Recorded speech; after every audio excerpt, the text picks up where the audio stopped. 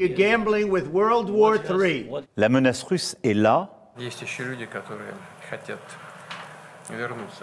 Bonjour Rav. Shalom Tzadik. Macron qui menace Poutine, Poutine qui menace l'Europe, Trump qui menace la Chine, Chine qui menace Taïwan, l'Iran, la Turquie, l'Égypte qui menace Israël. On est au bord d'une troisième guerre mondiale, Rav? Quand on regarde le schéma aujourd'hui mondial, les crises financières, les envies soudaines de conquérir des territoires qui fut en fin de compte impérialisés et devenus propriété d'autres pays comme Taïwan, qui est un pays à part entière, même si c'était une île de la Chine, et puis l'Ukraine qui appartenait à la grande URSS. Oui, on voit que ça bouge sur les échiquiers et que sur le domaine rationnel, on est au bord d'une crise et d'une guerre mondiale. La seule différence, c'est qu'on quittera un peu les tanks et les avions, on parle de bombes atomiques. Et si je m'en réfère un petit peu au scénario que nous prescrivent nos prophètes, que ce soit Tsephania, Yecheskel, Jérémie, oui, il y a effectivement un scénario dramatique qui pourrait intervenir au sein de l'humanité et même en arriver à effacer peut-être qui vivra verra, ou plutôt qui aura le mérite de vivre à cette période, pourra constater que 2/3 de l'humanité risquerait de mourir. En tout cas, aujourd'hui, le ton a augmenté, le ton est haut, le verbe est haut, les poings sont fermés. Le plus grand allié des États-Unis, qui est le Canada aujourd'hui, se retrouve à devenir un ennemi des États-Unis, en tout cas sur le domaine commercial pour l'instant et peut-être militaire demain. On ne sait pas où on va, mais ce qui est sûr et certain, c'est qu'il faut se préparer à une guerre qui risquerait d'être très violente et surtout décisive pour l'humanité. Moi, en tant que petit rabbin, j'aimerais dire que de toute façon, il est évident, en tout cas à mes yeux, qu'après un changement et un virage à plus de 360 degrés de l'humanité, où le mal est considéré comme le bien, que le bien est considéré comme une faiblesse et une immoralité, comme le dit la Gemara dans Masechet Sota, même tête à Moudbet, qu'à la fin des temps, la vérité aura disparu du globe de la terre.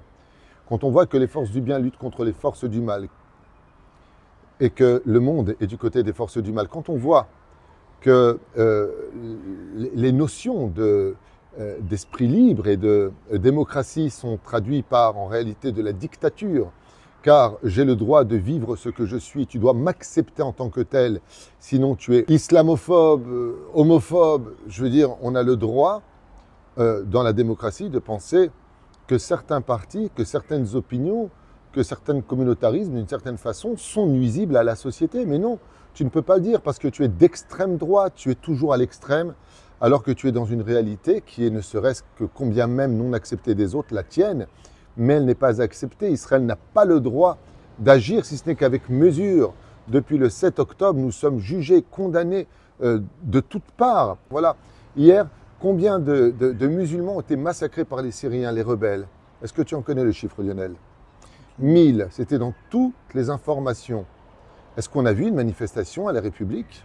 Ou plutôt à la place de la République? À la place de la nation? C'est bien des musulmans qui ont été massacrés.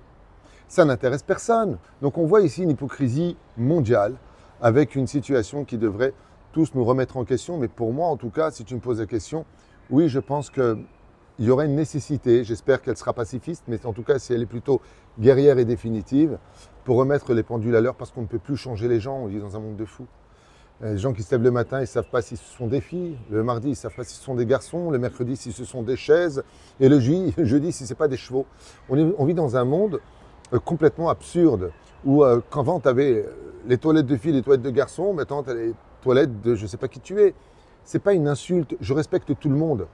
Mais ne plus savoir ce que l'on est dans une période aussi compliquée que la nôtre, avec des crises mondiales, avec des mariages qui ne s'opèrent plus, on ne trouve plus son conjoint, on n'arrive plus à vivre une moralité familiale. Dans un monde d'hypocrisie où chacun fait ce qu'il veut, je pense qu'on a oublié un détail dans l'humanité, c'est que le monde n'a pas été abandonné et qu'il y a un patron qui s'appelle le Créateur du monde et que s'il décide par la douceur de nous apporter de la lumière dans nos vies pour nous éclairer, tant mieux. Mais le Créateur du monde, même s'il a promis de ne plus jamais rapporter de déluge sur terre, il parlait d'un déluge d'eau, mais il n'a jamais promis de ne pas apporter un déluge de feu. Et donc je pense que, si tu me poses la question, oui, pour moi, Donc je te réponds en fin de compte, après tout ce que je viens de dire. Oui, pour moi, on va vers une guerre thermonucléaire et je souhaite que mon peuple aura fait une grande teshuva d'ici là.